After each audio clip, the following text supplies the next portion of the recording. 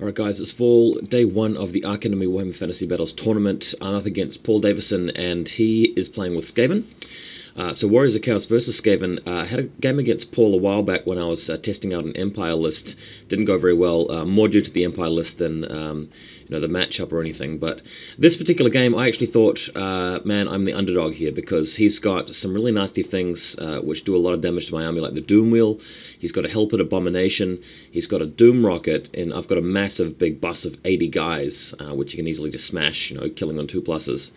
And he's got a Grey Seer. He's got a lot of gutter runners with poison slings. He's got lots of sensor bearers for all his toughness tests, and no armor saves against that, and plenty of slaves to just bog my guys down with. So really apprehensive about this, but we'll just launch straight into it. We've rolled the Battle Line mission, which is the first mission, just 7th edition style, straight up against each other. Going to go to the next picture. We can see his army deployed. He's got 6 Rat Ogres on the left-hand flank. In the middle, most of his infantry and sensor bearers and Doom Wheel. Warp Lightning Cannon on the bottom left of the table. I forgot to mention that earlier. Warp Lightning Cannon, obviously very dangerous. He's deployed his Hellpit Abomination to the right-hand flank, which you saw in the previous photo. And looks like, as per the previous photo, he had originally deployed his Gutter Runners in the middle of the field, but now he's decided to change his mind and put them over at the top left, flanking my guys really there so that if I move over to attack him, he just runs away, but if I just move forward, he just pelts me with poison slings every single turn. So I knew this was going to be a tough game. All I could do really is just make sure I try and peck on his army one at a time, try and hug one table edge, which I've done here, just deployed all in one corner so I don't get sort of surrounded too easily. Just try and hack my way through it, and I was really hoping here that he'd just stick to a big ball as well, and I could just land comets on him all the time, Comet of Cassadora. Next image, you've got my deployment shown here. I've got the BSB right in the middle of the army within 12 inches of as much stuff as possible. I've got the Juggernaut. He's actually joined the unit of Warhounds for added protection against Warp Lightning. But on the other hand, he got a building in between him and the Warp Lightning Cannon. That guy, because he's a monstrous mount, doesn't actually get Lookout Sir against the cannon, even if he's in the unit of Knights. So that's what I've done there. And Warshrine in the middle, Chosen and Chaos Warriors on the other side, and I've got the big unit Marauders with the Sorcerer unit behind the building. Next image, Paul's Gutter Runners are avoiding this marsh. What we've got here is, instead of rolling a dice for it, we've got these cards all around the tournament, terrain bits, and you flip the card over and find out what type of marsh it is when you enter it. So Paul deciding to avoid the marsh just in case it turns out to be something very detrimental to his Gutter Runners. But in the meantime, he's going to get a lot of poison shots on those Chosen over there. Next image, another photo sort of showing his other flank here. He's got a unit of 20 giant rats just backing up the Rat Ogres, and I feel like the Rat Ogres and giant rats are a little bit out of position. They're good if sweeping on the flank. They are quite fast, but they've only got the Chosen to fight. So yeah, we'll see how that goes. It could actually work out quite well for him. But he might have actually found them a little bit better on the other flank. I'm not entirely sure. We'll see how the game progresses. Next image, I've actually managed to pick up the first turn, luckily, so scuttling my, scuttling probably a better word for his army than my army, but stomping my Chaos Exalted on Juggernaut behind the building again so the Warp Lightning Cannon can't shoot him. Advancing all of the Knights and Chosen up with Warhounds in front. Warhounds are there really to get in the way of the Doom Wheel, to try and give myself an opportunity to charge it rather than being charged in return. Also because the Warhounds are going to be closer to the Doom Wheel than the Juggernaut. Very important consideration, because if he screams his Doom Wheel forward and shuffles the rest of guys backwards, he might have been closer to the Juggernaut than the Skaven slaves, and that would have just fried him immediately. There's no way he would have survived that. On the left-hand flank there you can see Paul's Hellpit Abomination ready to rock, and I've got my Marauders up against that. The reason I've done that is because the Marauders are really the only unit that can survive the Abomination for round after round, and with great weapons might even be able to kill it in the long run. Strength 5 versus Toughness 5, he's got regeneration. I'm hitting on 3s, so I thought that'd be the best bet. So I'm actually quite stoked that his Abomination's over there. I think this game would be a lot harder if his Abomination was over supporting the Doom Wheel as well, but of course not being shot at by the Doom Wheel for obvious reasons. Next image, over the other side here, I've fanned out the Chosen a little bit to protect them. This is actually skipped forward to turn 2. He's actually had a turn without much going on, and Actually, I take that back. Something very important happened here. In my turn 1, I threw down a comet right down where the doom wheel was. So he scuttled back with his plague sensor bearers right at the top of the photo, as you can see. But the doom wheel didn't make it out of the line, and the doom wheel actually got smashed by a comet. And the slaves nearby also took about 11 wounds and panicked away as well, leaving me with one less doom wheel and slave unit to deal with. So I was really stoked about that. The War Shrine here is basically trying to give some cover to the Chosen, but still taking a lot of damage from those slings. Already lost a couple of Chosen there. The Chaos Lord on foot is with the Chosen. But man, having dealt with the Doom Wheel, I'm just really, really keen about that. Paul has moved his Abomination around behind the hill, so, you know, that's one less turn to deal with the Abomination. So I feel like the game has actually started very, very well. Next image, the Chaos Exalted Hero on Juggernaut has moved to join in with the Chaos Warriors with Halberds, and that's just to make sure that he doesn't get shot by Warp Lightning immediately, and we'll support them in close combat later on when the time comes.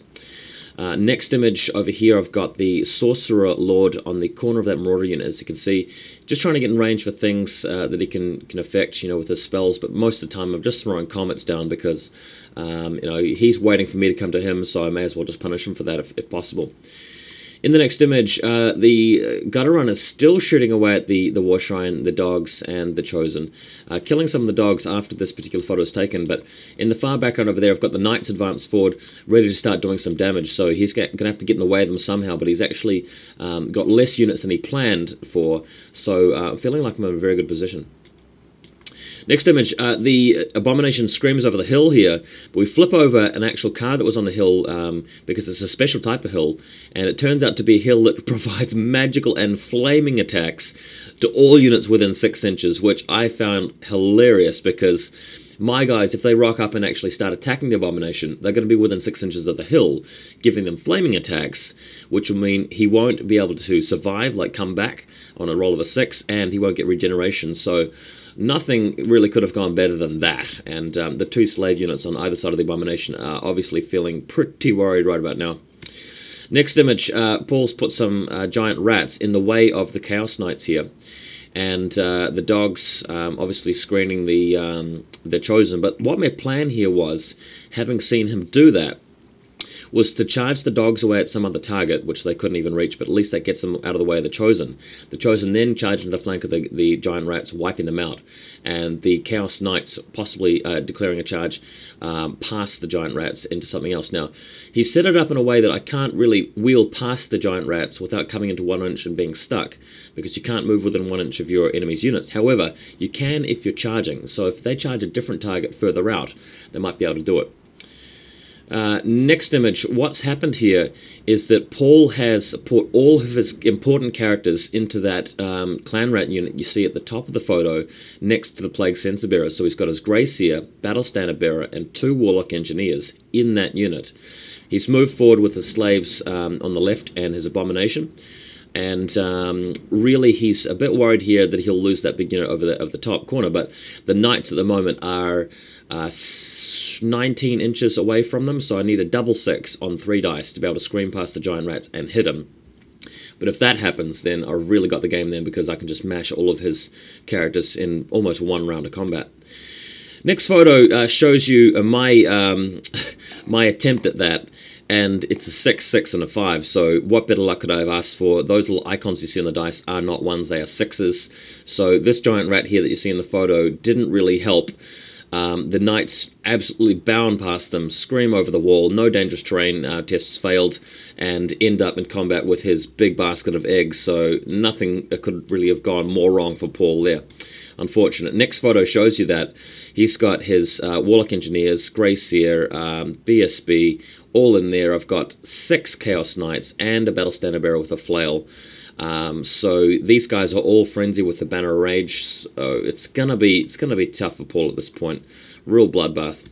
Next photo, the Chaos Lord, Acold Hellbrass, as you guys can see, has charged the flank of the giant rats as we talked about earlier and hoped for. Obviously, frenzied Chosen with Hellbirds, really going to deal the damage to a unit of giant rats.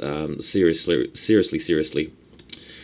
Next picture shows the other side of the battlefield, where I've put the Warhounds in the way of the Helped Abomination, and the Chaos Warriors into combat with the big bus of like 30, 40, 50 slaves, and in the background my big bus of Marauders against his slaves. So obviously the Marauders are going to destroy the slaves and overrun past the Helped. If he charges the Marauders in the flank, then that's fantastic. If he charges the Warhounds, kills them and overruns, then I'm fine. If he charges the Warhounds and then reforms, and then charges my Chaos Warriors, who will be stuck with these slaves, then I could be in trouble. But we'll see how this goes. So far, photography looking pretty good. Quite happy with this battle report.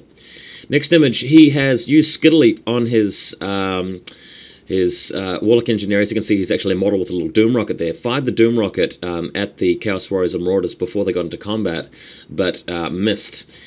Somehow just rolled a pocket. He rolled like 3 2s and a 1, and it landed like on my Juggernaut guy and didn't do any damage, rather than just obliterating 20 Marauders. So that's a relief. Next image, what happens here is that Paul actually charges the Chaos Lord's Chosen unit with the Rat Ogres. And I knew I was going to be in a world of trouble here, because that's 4 attacks each at the front. So 2 of them put onto the Chosen unit, and base to base that's 8 attacks plus another 6 supporting attacks from them. And then he's got attacks from the Chaos Lord. Not too worried about that, because the Chaos Lord is weapon skill 8 with a toughness 5 and 3+ ward save. But the Chosen, really with just a 3+ armor save at this point, they've got Chaos armor and they've got +1 armor save from the War Shrine. Really kind of worried that he'd just devastated a very expensive unit. Next photo, his Greyseer has managed to skitterleap his way out of the Bloodbath unit, about to be destroyed with only 1 wound left. The Chaos Knight somehow didn't manage to seal the deal there, and he's teleported himself behind the building so that he can't be shot at by Urnon's Thunderbolt or something like that, or Chain Lightning. And really funny looking dude. He isn't inside the building. He didn't want to do that. But because I could have charged the building, assaulted and killed him, but he's hanging behind the building. Quite a good little shot, that. Next image, in the meantime, coming back to the Rat Ogres versus Chosen, here's what I rolled for armor save. 6, 6, 6, 6, and a 5, and a 4. So 1 Chosen killed, where really I should have lost about 5. Paul was not particularly happy about that. I was obviously over the moon with that, and the Chosen proceeded to actually wipe out the Rat Ogres. Just totally murdered them. So awesome. Next photo. For some reason, over at the side of the field, Paul decided to overrun with the Abomination rather than reforming and attacking the Chaos Warriors. I think that was a mistake. What I've done here is wiped out the slaves, turned my guys around, still within 6 inches of the Flaming Hill. I've moved the Sorcerer Lord out of the unit so that the Abomination can't kill it. And in the next turn, we're going to see a combat involving the Abomination and the Marauders, and that's going to be tasty. Really looking forward to that one. Not often you really get a 1-up on the Abomination. Next image, the Chaos Knights obviously just churning away at those clan rats, just killing all the characters left and right, really brutalizing the unit, having a lot of fun. I've got this unit of Chaos Warriors free to follow up on them, so if the Censer Bearers decide to commit themselves to combat, I'm going to have a bit of reinforcements coming in. Next photo, the Gutter Runners still trying to hit these Chosen, but the Chosen just blocking every single armor save that they can. Man, we started calling these guys the guys with the golden armor by the end of the game, because they were just deflecting every single shot that was fired at them and still keeping their points. Chaos Lord, totally covered in blood at this point, Rat Ogre blood. Next image, I've wiped out the Clan Rats. He's moved in with his Plague Censer Bearers, and I've just given him a choice of 2 units to attack here. I don't really mind which one he goes for, because either way I'm going to do a lot of damage, and then I can just countercharge in the flank, whichever way he goes for. So, got that one set up. Next image, the Greyseer has run away from the building because I landed a comet on the building, so he ran for it. But as you can see in the background, it's blurry and over. The Chaos Lord the Chaos Sorcerer has stepped to the side and has shot at the Greyseer with a booster version of Urnon's Thunderbolt and frying him. So really stoked about that, getting his general, despite, Skitterleap away. And the Marauders have attacked the Abomination. The next photo, the Marauders break the Abomination, who runs through the building and into where the comet was, where I basically laid the comet trap for the Greyseer. Absolutely the most outrageous moment of the tournament. Abomination runs back with only 2 wounds left, and the comet comes down, killing him. So you couldn't have scripted a funnier battle than this. It's just the most outrageous stuff ever.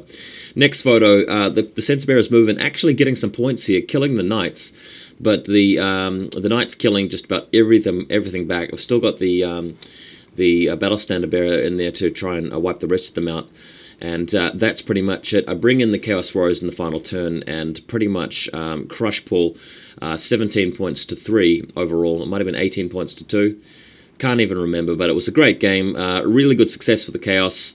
And Paul made a few mistakes, but just in general, my luck was great. And I played reasonably well, managed to get myself a solid start. Hope you guys enjoyed this one.